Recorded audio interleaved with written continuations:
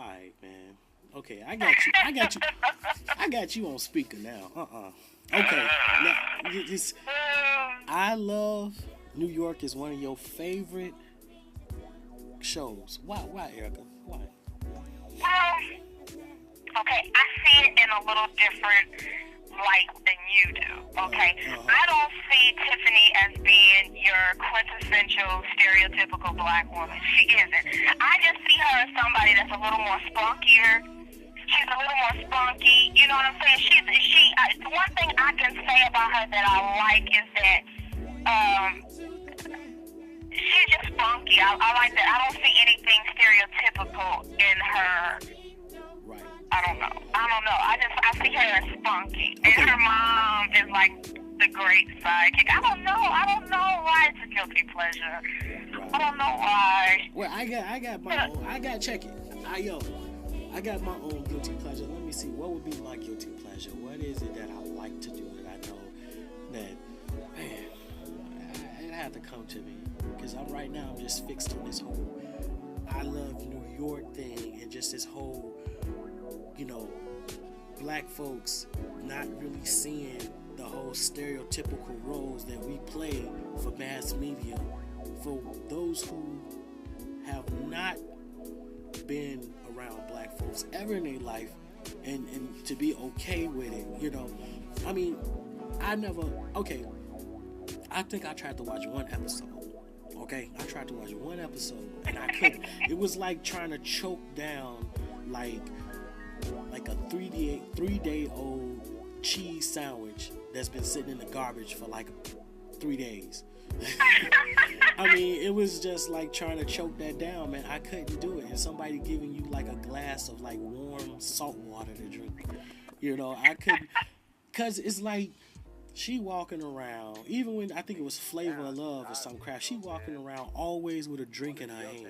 Okay, always with a drink in her hand with this old, you don't know whether or not is she sober or is she drunk, and she's just talking to all these other prospect women who's trying to fight and backstab for Flavor Flav's affection. These women on here degrading themselves and stuff like that. And from what I understand, I think, was it Star Jones that ended up taking one of these women that was from I Love New York or something like that, and was actually, she had her on her show or something, and she was like, well, you don't need to be on the type of show like, because this woman got voted off or something. She's like, you don't need to try to be on a show like that.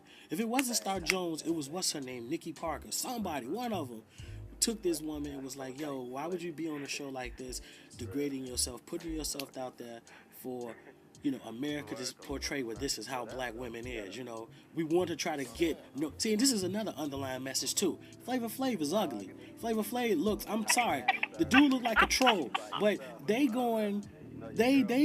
are painting a view that if you are wealthy and you got money, you can get all of these women. All of these women can be lined up for you. And all these women will kill each other just to be with you. Right? And then you have all these black women backstabbing, cussing each other out, fighting for this troll. And it's crazy. Then you have for real. Then you have this troll leader with the whip, which is I Love New York. You bitches gonna get with my man, y'all ain't gonna get with him. And dog, I mean, it's like she is like the quintessential ghetto chick that I used to see back when I was coming up. But I'm talking about the chick who used to have the little the little set. Oh my gosh. I just don't care for the show, in my opinion, because it paints a picture of stereotypical women of color. I'll say black, I'll say Hispanic, I don't know if it was any Asian women on there, but it paints a picture of poor, stereotypical women who's trying to make a come up, in my opinion. That's my opinion. And people can say it's for entertainment, but how much of your soul are you going to sell for entertainment? How much dancing on top of this damn soda soap cracker box are you going to do just for the dollar? In my opinion, black folks and people, well, I just say black, they so quick to want to say, well, at least I'm paid, at least I'm getting money. I mean, it's like, what's the difference between you and a hoe? What's the difference between you and a prostitute? I mean, and that's another topic too, Eric, we could go into, but I'm not going to do that because I know you and I got our own opinions about that. But what about prostitution? Oh, be my guest. We ain't going to go into that. No. We're not going to go into that. I'm just really talking about this whole I Love New York thing because I despise the show. And amongst other shows that black folks are doing this whole Jim Crow dancing on the soapbox for white enjoyment, for real. You know, I mean, they weren't satisfied with. Let me ask you something. So, what do you feel about the movie American Gangster? Because you know what, that's got so much notoriety, and I think that that's even worse for the community. You know what? Washington. I haven't even said, but you know what? Denzel Washington. I'll say this much. Denzel Washington was an upstanding guy. I didn't see American Gangster yet, but I did see behind the scenes documentary. And Denzel, they showed a segment of Denzel Washington talking to this guy, trying to learn his character. And Denzel Washington told him, he said, "Look here, I'm not making this movie to praise you." He said, "You're still a bad guy. You've done wrong. Right now, you're paying for your wrongdoings. I'm doing this movie because I think it's an interesting script, and it's another, I guess, history and another perspective in the black African American history in New York." You see what I'm saying? In New York. Oh yeah, New York is famous for mobs and stuff like that. But when people think about mobs, they think about, you know, the Pacinos and the Godfathers. But this dude was a mob boss. This dude was a self-proclaimed black, like, mogul mind.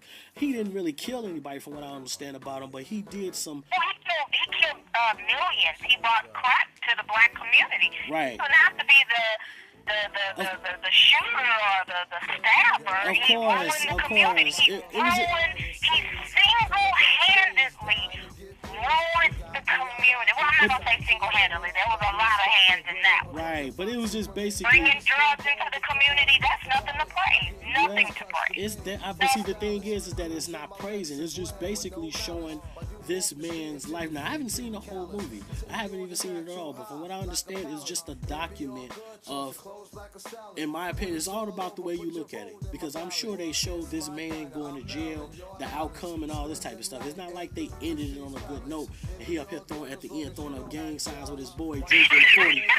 It ain't like they ended like that. This dude got probably caught. He got subjective to losing all of everything he has. And he's going through it. From what I understand, this guy right now is in a wheelchair or something. Something's wrong with him. You know what I'm saying? So, yeah, okay. It all depends on the way you look at it. Little young kids might look at it like, "Oh man, that dude's cool. You know, he's walking around with everybody. He can buy his mom a house. You know, he just can walk up into a restaurant and just, you know, shoot somebody." Young people who don't have any type of substance or wherewithal within themselves to know better will glorify that side. But I'm talking about, it's pretty much a documentary on the American drug game, and black folks had he was one of the key players in the American drug game, just like Blow. They showed Johnny Depp playing some dude in that movie. You know what I'm saying? And at the end, that damn dude scared the hell out of me when they showed his real face. I was like, damn, that dude looked scared. I thought that was a witch or something. I was like, whoa, he's still in jail. But I mean, you know, just. But you know what? It all boils down to what the media believes that black folks are interested in. They don't think that we're interested in anything outside of gangsters, thugs, loud females. They don't think we're interested in that. You know what I mean? So this is what they give us. They won't give us movies like good movies like Poltergeist. You know, can you imagine a black family being in Poltergeist? That would have been off the chain. Or if the black child was in Home Alone, they don't think we'd be interested in that. Nah, they gonna make Poltergeist. They gonna do it in the hood. We're gonna be interested in. If they make Poltergeist, they gonna do it in the projects. You know, the landlord not, you know, coming out of them because they ain't pay their rent or some comedy type crap like that. You know, Poltergeist. Yeah, exactly. They won't make it a serious movie the way it is with the white family. It's a serious movie. Right. You know, they don't give us that fantasy movies like that to kind of take us away from our situation. They think that we like being stuck in the ghetto. They think that we like being stuck in the hood. Our mentality is in the hood. So they constantly